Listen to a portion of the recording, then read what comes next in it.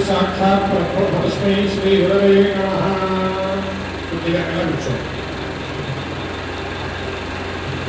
शरणागत दीनार्थ परित्राणपरायणे सर्वस्यार्थिहरे नारायणे नमोस्तुते। श्री गुरुभ्यो नमः। श्रीमात्रे नमः। देवी शरणवरात्रिలో భాగంగా అమ్మవారి యొక్క ప్రతిరోజు కూడా విశేషంగా జప హోమార్చన అభిషేకాన్ని కూడా చేసుకుంటూ ఉన్నాం. ఈరోజు 7వ రోజు. గత 7 రోజులుగా కూడా ప్రతిరోజు అమ్మవారికి విశేషంగా శ్రీచక్రార్చన, చండీపారాయణ, అలాగే చండీ హోమము, అలాగే ఈరోజు అమ్మవారి ప్రతిరూపంగా భూమావతి యొక్క అమ్మవారి హోమం చేసుకుంటూ ఉన్నాం. ప్రతిరోజు కూడా అమ్మవారికి విశేషంగా కార్యక్రమాలు జరిపిస్తూ ఉన్నాం. అయితే ప్రతిరోజు అమ్మవారి గురించి ఎంతో కొంత ఉపోద్ఘాతం చెప్పుకుంటూ ఉన్నాం. ఈ అమ్మవారి గురించి చెప్పుకోవాలి అంటే రోజులు సరిపోవు, అలా చెప్పుకుంటూనే ఉండొచ్చు. అయితే ఇదిగా ప్రతిరోజు కూడా సప్తశతి చేస్తూ ఉన్నాం. సప్తశతి అంటే సప్త అంటే 7, శత అంటే 100. 700 శ్లోకములతో మార్కండేయ పురాణాంతర్గతంలో చండీ సప్తశతి యొక్క అమ్మవారి గురించి వైభవాన్ని చెప్తూ ఉన్నారు. అసలు సప్తశతి ఎలా వచ్చింది, అసలు అమ్మవారు ఎలా ఉద్భవించింది, మహాకాళి ఎవరు, మహాలక్ష్మి ఎవరు, మహాసరస్వతి ఎవరు అనే అంశాన్ని మనం క్లుప్తంగా తెలుసుకుందాం. అయితే సప్తశతి సావర్ణశూర్యతరయ యోమన కథచేష్టమ అని మొదటి శ్లోకంలో ప్రారంభమవుతుంది. సూర్య యొక్క కుమారుడైనటువంటి సావర్ణి మన్వంతరంలో మొదలైంది. అయితే అటువంటి మన్వంతరంలో సురధో నామరాజా భూత్ సమస్తే క్షితమండలే అని వచనం. సురధుడు అనేటటువంటి రాజుగారు ఉన్నారట. ఆయన కోలాహలుడు అనే పరాయరాజ్యం చేత ఓడిపోయి ఇంకా నాకెవ్వరూ లేరు అనే భావనతో పరాయి శత్రురాజ్యంతో ఓడిపోయినందుకు చాలా బాధపడుతూ అరణ్యాలని వెంబడిస్తూ ఉన్నారట. వెంబడిస్తూ ఉండగా మధ్యలో మేధాఋషి అనే ఆశ్రమాన్ని కనిపిస్తుంది. ఆశ్రమంలో ఆ గురువు గారి దగ్గర ఈ రాజుగారు శుశ్రూష చేస్తూ కాలం గడుపుతూ ఉన్నారట. అంతలో కొంతకాలానికి సమాధి అనబడే వైశ్యుడు వచ్చాట. ఆయనకి ఇద్దరు నిలబడ్డారు. ఒకరి సమస్య ఒకరు చెప్పుకుంటూ ఉన్నారు. ఏమయ్యా రాజా, ఎవరు అంటే నా పేరు సురధుడండి, నేను పలానా రాజ్యంలో రాజుగారిని, నా మీద పలారాజ్యంలో దండెత్తి నా రాజ్యము ధనము అన్నీ తీసుకెళ్ళిపోయారు, కాబట్టి నేను రాజ్యవిహీనుడై ఇక్కడికి వచ్చాను, ఇలా గురువు గారి దగ్గర సేవ చేస్తూ ఉన్నానని చెప్తారట. రాజుగారు ఈ సమాధిని వైశ్యుడు అడుగుతాడు, ఏమయ్యా వైశ్యుడు వీటికి వచ్చావు? అయ్యా, నేను చాలా ధనవంతుడిని, రత్నగారాలు అన్నీ కూడా ఉన్నాయి, నాకు దైవ చింతన చాలా ఎక్కువ, అలా నిత్యము దైవుడికి, భగవంతుడికి, బ్రాహ్మణుడికి విశేషంగా డబ్బు ఖర్చు పెడుతూ ఉంటాను, దాన ధర్మాలు చేస్తూ ఉంటాను. అది చూసిన మా భార్య పుత్రులందరూ కూడా ఈ ధనమంతా ఖర్చు పెడుతూ ఉన్నాడు, మనకి ఇంకా ఏం మిగులుస్తాడో అనుకుని నన్ను ఇంటి నుంచి వెళ్ళగొట్టారయ్యా. కాబట్టి సంపాదించేది ఏదన్నా ఖర్చు పెట్టినా దాన ధర్మం చేసినా అంతా మన కుటుంబం కోసమే. కాబట్టి నేను చేసిన ప్రతి పని కూడా మా కుటుంబాలు వృద్ధి చెందాలని చేస్తే వాళ్ళు నన్ను ఇంట్లోంచి వెళ్ళగొట్టారయ్యా. కాబట్టి నాకు ఈ జన్మ మీద కానీ, ఈ మానవ జన్మ మీద కానీ, ఈ దేహం మీద కానీ మమకారం లేదు, కాబట్టి ఇంకా అడవులకు ప్రయాణం వేయాలమ్మా అని చెప్తాను. అదే ఇద్దరు సమస్య కూడా ఒకటే. రాజు రాజ్యం లేకుండా ఉన్నాడు, ఈ వైశ్యుడు ఇంట్లో వాళ్ళని వెళ్ళగొట్టిన బాధతో ఉన్నాడు. కాబట్టి ఇద్దరికీ ఒకటే ఉంది, ఏంటది? చింత. కాబట్టి ఆ చింత పోవాలి అంటే ఖచ్చితంగా గురువు ఆశ్రమం కావాలి. మనకి ఏదైనా ఒక సమస్య వచ్చింది అనుకోండి, ఖచ్చితంగా గురువుగారి యొక్క అనుమతి, గురువుగారి యొక్క ఏమంటే గురువుగారి సమస్య వచ్చిందంటే మీకే నాకు చెప్పాలి అని చెప్పి ఖచ్చితంగా అడగాలి. ఎందుకంటే ఆత్మబుద్ధి సుఖం చేవ గురుబుద్ధి విశేషత పరబుద్ధి వినాశాయ స్త్రీ బుద్ధి ప్రళయంకరి అన్న మాట ఉంది. అంటే ఆత్మబుద్ధి సుఖం చేవ, మన బుద్ధి ఎప్పుడు కూడా మన సుఖం గురించే మాట్లాడుతుంది. బాగా ఎండాకాలం ఉందనుకోండి, ఏసీ కాసేపు పడుకున్నాము, గంట సేపటి బుద్ధి. అయితే గురువుగారి దగ్గరికి వెళ్ళారనుకోండి, ఇలా బాబు ఏసీ అస్మాకం వేయకూడదన్నా, దానివల్ల కొంచెం ఉపయోగం ఉండదు, చాలా కొంచెం ఉపద్రవాలు వస్తాయి, కాబట్టి తగ్గించుకోమని చెప్తారు. గురుబుద్ధి విశేషత పరబుద్ధి వినాశాయ. పరులు ఎలా చెప్తారనుకున్నారు? ఏసీ వేసుకోవాలి, పలహారంలో పెట్టుకోవాలి, చాలా చల్లగా ఉండాలని చెప్తారు. ఎందుకంటే మన నాశనం కోరుకునే వాళ్ళు పరులే ఉంటారు. పరమధ్య వినాశాయ స్త్రీ మధ్య ప్రళయంకరి అంటారు. ఈ మాట స్త్రీ అనే మాట ఆడవారు ఉద్దేశించి కాదు, కానీ స్త్రీ వృద్ధి ప్రళయంకరి అని చెప్పారు. అంటే ఆడవారి యొక్క బుద్ధి ఎలా ఉంటుందంటే ప్రళయంతో సమానంగా ఉంటుంది. ప్రళయం అంటే మామూలుగా మనకు వచ్చే కోపం కన్నా ఆడవారికి 10 రెట్లు ఎక్కువ వస్తుంది. అటువంటి కోపంలో ఉన్నటువంటి ఆడవారి బుద్ధి మరింత భయంకరంగా ఉంటుంది. కాబట్టి ఎవరి బుద్ధి కన్నా గురువు గారి బుద్ధే విశేషమైనది. కాబట్టి ఈ సమాధి, ఈ సురధుడు ఇద్దరు కూడా గురువు గారిని ఆశ్రయించేశారు. అయితే ఆ మేధాఋషి చెప్తారు అందరికీ కూడా ఒకటే చెప్తాం, ఎవరికైనా మనసు బాగోకపోయినా కష్టాలు కానీ దుఃఖాలన్నీ మన దగ్గర ఉన్న ఒకే ఒక్కరిని ఆశ్రయించండి, అది అమ్మవారినే చెప్తారు. కాబట్టి అమ్మవారిని ఆశ్రయిస్తే మీకున్నటువంటి చింత, మీ మనస్సులో ఏదైతే కష్టం ఉందో అన్నీ కూడా పోతాయని చెప్తారు. అయితే సురధుడు సమాధి కూడా ఉంటారు. ఎవరిని ఆరాధించాలి, ఎలా ఆరాధించాలి, ఏం తెలుసుకుని ఆరాధించాలి, అంతే కదా. మనం నమస్కారం చేయమని చెప్పామనుకోండి, నమస్కారం చేసే యోగ్యత అక్కడ ఉందా లేదా తెలుసుకోవాలి కదా. అమ్మవారు ఎంత గొప్పవారో తెలుసుకుంటేనే మరింత భక్తి వస్తుంది. కాబట్టి స్వామి నీ నుండి ఈ అమ్మవారి గురించి 4 విషయాలు విందామనుకుంటున్నాము, కాబట్టి చెప్పండి ఏం చెప్పగానే మేధావి చెప్తారు. అసలు ఈ కల్పం ఎలా జరిగింది, ఈ భూమండలం ఎలా ఆవిర్భించింది, అసలు కల్పాంతే విష్ణుమూర్తి ఎలా ఉంటారు, అన్నీ కూడా చెప్తున్నారు. మీకు దేవి భాగవతంలో ఇంకా మరింత క్లుప్తంగా చెప్తారు. అయితే కల్పాంతే భగవాన్ ప్రభు అని వాచనం. అయితే ఈ కల్పం అంతా అయిపోయిన తర్వాత విష్ణుమూర్తి గారు ఒక్కడే ఉంటారు. చక్కగా ఆ పద్మపత్రం మీద శేషదైనంపై ఈ విష్ణుమూర్తి గారు యోగంలో ఉంటారు. కల్పం అంతా అయిపోయాక, అంటే కల్పం అంటే మొత్తం అంతా నీటితో నిండుతుంది. కల్పం యుగాంతం అంటారు చూసారా, ఆ కల్పాంతే కల్పం అంతా అయిన తర్వాత విష్ణుమూర్తి గారు మాత్రమే ఉంటారు. అటువంటి విష్ణుమూర్తి గారు పడుకుంటుండగా సనాభిగమనే విష్ణు స్థితిలో బ్రహ్మ ప్రజాపతి. అంటే విష్ణుమూర్తి నాభిలో బ్రహ్మ గారు ఉంటారు, అందరికీ తెలిసిందే. అంటే అటువంటి సమయంలో విష్ణు బ్రహ్మలో బ్రహ్మాకృతిలో ఉంటారు. విష్ణుమూర్తి యొక్క గురువు నుంచి 2 రాక్షసులు భవిస్తారు. వాళ్ళే మధుకైటభులు. ఆ మధుకైటభులు అమ్మవారి నామాన్ని బయటకు వచ్చిన వెంటనే శ్రీం శ్రీం అని నామం వినిపిస్తూ ఉంటుంది. ఆ వెంటనే వచ్చిన దగ్గర నుంచి అటువంటి నామాన్ని ప్రత్యేకంగా పలుకుతూ ఉంటారు. అంటే మంత్రానికి, శబ్దానికి అంత శక్తి ఉంటుంది. ఒక బీజాక్షరం జపిస్తూ ఉంటే మనకు తెలియకుండానే మన చుట్టూ అమ్మవారు ఆవరిస్తూ ఉంటుంది. ఒక శ్రీంకారం చెప్పిన, ఒక హ్రీంకారం చెప్పిన, ఒక క్లీంకారం చెప్పిన, ఏదైనా అమ్మవారి యొక్క శబ్దాన్ని ఉచ్చరిస్తూ ఉంటే మనకు తెలియకుండానే అమ్మవారు మన చుట్టూ ఆవరిస్తూ ఉంటుంది. అదే పాజిటివ్ వైబ్రేషన్ అంటారు. కాబట్టి మనం జపం చేసినా, ధ్యానం చేసినా సిద్ధి పొందాలి అంటే, మన సిద్ధిత్వం రావాలి అంటే ఖచ్చితంగా మన చుట్టూ ఒక పాజిటివ్ వైబ్రేషన్ ఉండాలి. అది అమ్మవారు మాత్రమే. కాబట్టి ఇద్దరు ఈ రాక్షసులందరూ కూడా తెలియకుండానే శ్రీం శ్రీం శ్రీం శ్రీం అలా పిలుస్తూ ఉన్నారు. అంటే అసలు రాక్షసుల బుద్ధి ఎలా ఉంటుంది, ఎవరన్నా సంహారం చేయాలి. కాబట్టి సంహారం ఎలా చేయాలి, ఎవరన్నా ఉన్నారు కదా అనుకుని ఎదురుకుండా బ్రహ్మగారు కనిపిస్తారు. ఆ బ్రహ్మగారు ఉన్నారు, బానే ఉన్నాడు, ఇందులో యుద్ధం చేయగలుగుతారు అనుకుంటాట. బ్రహ్మగారు అంటారు, ఏమయ్యా రాక్షసుల మీరు ఇద్దరు ఉన్నారు, నేను ఒక్కనే ఉన్నాను, అందులో నేను బ్రహ్మగారిని యుద్ధం చేసేవాడు వేరేవాడు ఉన్నాడు కాబట్టి అనుకుని వెంటనే బ్రహ్మగారు ఈ నిద్రలో ఉన్నటువంటి విష్ణుమూర్తిని నేర్పుతారు.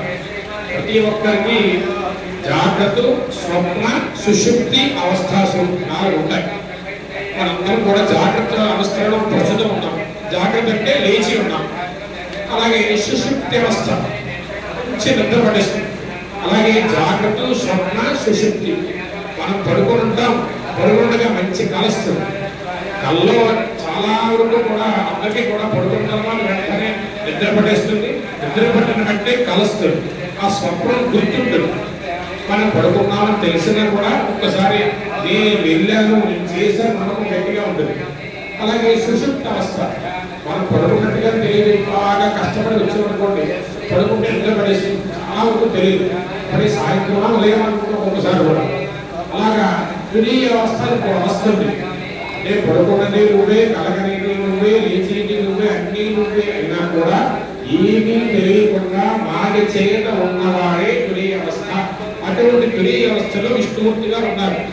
ఆవహించిన ఎవరు? మహామాయ హరేశేష అంటారు. మహామాయే అమ్మవారు ఆవహించింది విష్ణుమూర్తి. కావాలి అంటే ఆ మహామాయని ఆ ఈ బ్రహ్మగారు సృజన చేయాలి. అంటారు. మా నువ్వే జగజ్జననివి, నువ్వే మా అందరి తల్లివి, నువ్వు కనుక మహామాయ నుండి విముక్తి చేస్తే విష్ణుమూర్తిని కాపాడతారమ్మా అని చెప్పి మొట్టమొదటగా ఈ బ్రహ్మగారు అమ్మవారిని ఆరాధన చేశారు. ఆరాధన చేస్తే ఆ విష్ణుమూర్తి నుంచి అమ్మవారు పక్కకి వెళితే విష్ణుమూర్తిగా వేస్తారు. పంచవృషభహస్రాన్ని 5000 సంవత్సరాల పాటు ఈ మధుమేహ నిబంధనలతో కూడా విష్ణుమూర్తి యుద్ధం చేస్తారు. యుద్ధం చేస్తే ఎంత యుద్ధం చేసినా ఇద్దరు సమానంగానే ఉంటారు. ఎందుకంటే విష్ణుమూర్తి నుంచి వచ్చారు కాబట్టి విష్ణుమూర్తి యొక్క బలము వాళ్ళ దగ్గర ఉంది కాబట్టి ఎంత యుద్ధం చేస్తున్నా కూడా లాభం లేదు. వాళ్ళు నీరసం వస్తే విష్ణుమూర్తి నీరసం వస్తారు, వాళ్ళకి గెలిస్తే వీళ్ళు గెలుస్తారు, ఆయన పడిపోతే ఈయన పడిపోతారు. కాబట్టి ఎంతకే డెవలప్ లేదు. 5000 సంవత్సరాల గడుపు గడిచిపోయింది. మళ్ళీ అంతనే అమ్మవారిని ఆరాధిస్తారు. మా నువ్వే మహామాయ చేత వాళ్ళని ఊహిస్తే కానీ యుద్ధం తగలగాలి. కానీ వెంటనే రాక్షసుడికి అమ్మవారు మహామాయలో వస్తుంది. అప్పటి వరకు కూడా విష్ణుమూర్తులు యుద్ధం చేసిన వాళ్ళు మహామాయ ప్రవేశించిన వెంటనే అహంకారం వస్తుంది. అందరికీ కూడా అంటే అమ్మవారు అన్ని ఇస్తారు. అన్ని ఇచ్చిన తర్వాత కూడా మా పరీక్ష కూడా ఇస్తారు. అంటే మీరు ఎలా ఉన్నాడో గమనించాను, దాంతో అహంకారం వచ్చిందా లేదా అని అమ్మవారు చూస్తూ ఉంటారు. కాబట్టి రాక్షసులందరికీ కూడా అమ్మవారు వెంటనే మహామాయ చేత ప్రవేశించిన తర్వాత ఈ రాక్షసులందరికీ కూడా అహంకారం వస్తుంది. విష్ణుమూర్తి చాలా బాగా యుద్ధం చేశావయ్యా, కాబట్టి ఏమనం కావాలో కోరుకుంటారు. భగవత శంఖ చక్రకరాభృత దుర్మా చక్రణ వైచ్చండి జగనీ సరసీ దైవోహంట విష్ణుమూర్తి. నాకేమర్థలయ్యా, నీ సరస్సు భర్తం చేయాలని చెప్తాడు విష్ణుమూర్తి. అదే చిన్న విషయం ఉంది ఇందులో. అదే సరస్సు కావాలడిగో కాబట్టి ఒక విషయం చెప్తాను. భూమి మీద కాదు, అలాగే ఆకాశంలో కాదు, అలాగే నీటి మీద కూడా కాదు, ఇలా 3 లేని ప్రదేశంలో సంహారం చేయాలని చెప్తారు, షరతులు ఇస్తారు. అలాగే చెప్పి విష్ణుమూర్తి తన తొడని పరిచి తొడ మీద కూర్చోబెట్టి ఇద్దరు సరస్సుని ఖండించేస్తారు. అక్కడితో మహాకార్యవతారం 10వ అధ్యాయ సంపూర్ణ అవుతుంది. అలాగే ఇంకా 2 నుంచి 13 అధ్యాయాలు, 2 నుంచి 4వ అధ్యాయం వరకు కూడా అమ్మవారు మహాలక్ష్మిగా ఉంటారు. అలాగే 5వ అధ్యాయం నుంచి 13 వరకు కూడా మహాసరస్వతిగా ఉంటారు. కాబట్టి మహాకాళి, మహాలక్ష్మి, మహాసరస్వతి 3 చరిత్రలుగా 13 అధ్యాయాలతో చేస్తాం. ప్రతి అధ్యాయానికి కూడా మహాంతం వేస్తాం. 1వ అధ్యాయానికి కపిత్త బలం కలకపండ వేస్తాం. 2వ అధ్యాయానికి కొబ్బరిగా, 3వ అధ్యాయం మధు పుష్పం, 4వ అధ్యాయం మోక చెట్టు, 5వ అధ్యాయం జాంకాయ వేస్తాం, 6వ అధ్యాయం కొబ్బరికాయ వేస్తాం, 7వ అధ్యాయానికి గుమ్మడి పండు వేస్తాం, 8వ అధ్యాయానికి చెరుకు ముక్క వేస్తాం, 9వ అధ్యాయానికి గుమ్మడి పండు చెరుకు ముక్క వేస్తాం, 10వ అధ్యాయానికి మాదీ ఫలం వేస్తాం, 11వ అధ్యాయానికి దాడి ఫలం వేస్తాం, అంటే దానిమ్మ పండు వేస్తాం, 12వ అధ్యాయానికి పిల్ల ఫలం మారేడుకాయ వేస్తాం, 13వ అధ్యాయానికి అరటి పండులో సమాప్తి చేస్తాం. కాబట్టి 13 అధ్యాయాలు అమ్మవారి గురించి చాలా విశేషంగా చెప్పబడింది. మనం ఒకే ఒక అధ్యాయం చెప్పుకున్నాం, మహాకాళి చరిత్ర చెప్పుకున్నాం. కాబట్టి ప్రతిరోజు కూడా విశేషంగా అమ్మవారి గురించి చెప్తూ ఉన్నాం. మరింత 3 రోజులు మిగిలి ఉన్నాయి కాబట్టి ఆ మహాలక్ష్మి, మహాసరస్వతి యొక్క అవతారం కూడా మనం విన్నాం. ఈ యొక్క సప్తశతి వినడం ద్వారా, సప్తశతి అమ్మవారి పేరు తలుచుకోవడం ద్వారా విశేషమైన అనుగ్రహం మనకి ఇస్తుంది అమ్మవారు. కాబట్టి అసలు సంశయం అనే మాట అక్కర్లేదు, అసలు వస్తుందా రాదా అనే అవకాశం అక్కర్లేదు. కాబట్టి అమ్మవారు ఏది అడిగినా ఖచ్చితంగా ఇస్తారు. మనకి భక్తి శ్రద్ధ మనం అమ్మవారి మీద చూపించేటట్టుగా ఉండాలి. కాబట్టి అమ్మవారి మీద మనకు నిత్యము కూడా భక్తి శ్రద్ధ ఉండాలని చెప్పి నమస్కారం చేసుకోండి. ఇటువంటి యాగాలు మరెన్నో మన ధర్మంలో జరగాలి. ప్రతి ఒక్కరూ సుభిక్షంగా ఉండాలి, ప్రతి ఒక్కరూ కూడా ఆనందంగా ఐశ్వర్యంగా ఉండాలని చెప్పి మంచి ఉద్దేశంతో కార్యక్రమం జరిపిస్తూ ఉన్నాం. కాబట్టి ప్రతి ఒక్కరోజు విశేషంగా అర్చనావాహన చేస్తూ ఉన్నాం. కాబట్టి ప్రతి ఒక్కరూ విచ్చేసి అమ్మవారి తీర్థ ప్రసాదాలు స్వీకరించవలసిందిగా ప్రార్థన. మాతా మహారాజ్ఞీ జయ.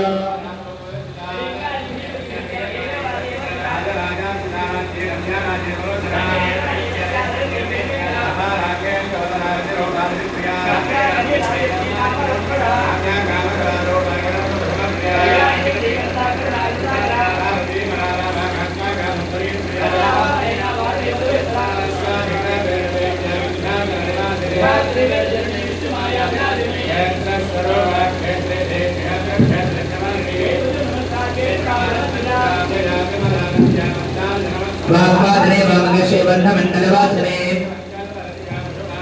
संप्रदासे समासन्दासुराचार प्रवर्तिका करणेरमध्यानमावः स्वान्मान्दरविभोज ब्रह्माद्यानन्दसुन्दरेः प्रत्यक्षते रूपापश्यन्ते परदेवता हरे मापुत्रमार्दं शिवा प्राणनादे कृतज्ञानावपूजिता सुन्दरसम्पूर्णतया धरच्छता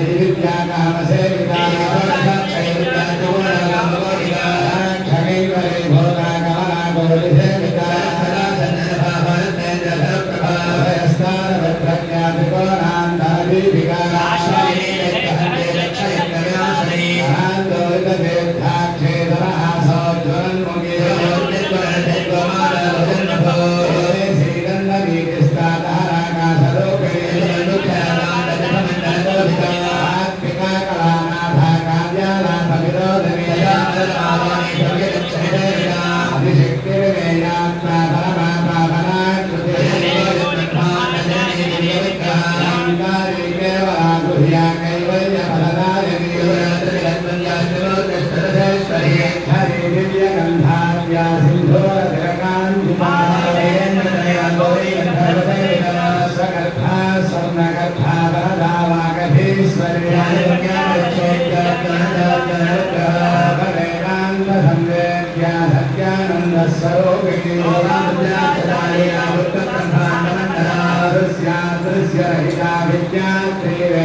Hare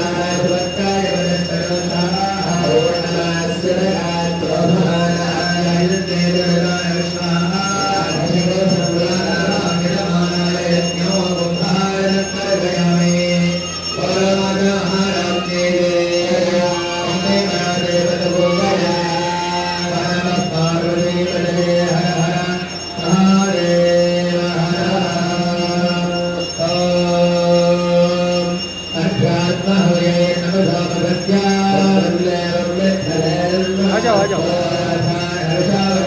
जाओ यहाँ